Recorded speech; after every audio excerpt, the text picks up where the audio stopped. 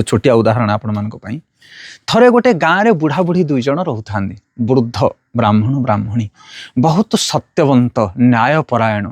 किंतु से गाँ सारा लोक बहुत कुकर्मी अधर्मी संध्या हेले मद मांस भरी जाए गाँ गाली गुल जन मानक जो कोलाहल परिवेश पूरा दूषित हो जाए। बुढ़ी सब बुढ़ा को कहे चल गाँ छाड़ी आम अन्न कौटिक पलैवा ये भाया नर्कमय गाँव में कहीं आम रहा कौ पोखरी हुड़ारे आम रहा आमर तो कहीं बोले कहीं ना कौन टिके चाउल डाली अच्छी घरे बर्तन दीटा बासन टिके आउ लुगापटा टिके नहीं कि पलैबा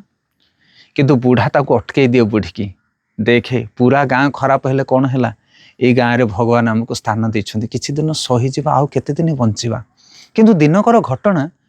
बुढ़ार मन मध्य असंभाल है बुढ़ा को किए कौन एमती व्यवहार कला वृद्ध जनक सही पारे ना कहले ना आज ये गाँ छाड़ी चलीजी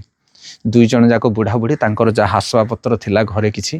गंठेड़ी खरी भंगा चालियाटी को छाड़ी से गाँव रु विदाय नेले जमिति गाँव रु 2-3 पाहुंड आग को जाइछन अकस्मात निया जलिला गाँ भितर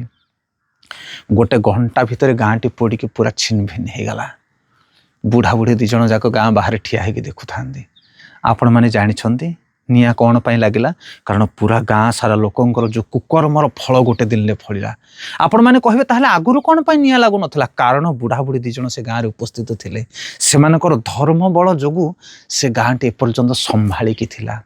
सेथिपाई आपण मैंने भूली जातु नहीं पूरा समाज पूरा गाँ कुकर्म करू किंतु गोटे लोक भी जदि धर्मपरायण हुए ना ताले से पूरा गाँ को बंचे दब गोटे परिवार को बंचे दब जमिति असुर वंशरे थिले जणिए प्रह्लाद जमिति लंकापुरी भितर थिले जणिए केवल विभीषण से आपण परिवर्तन होंते प्लीज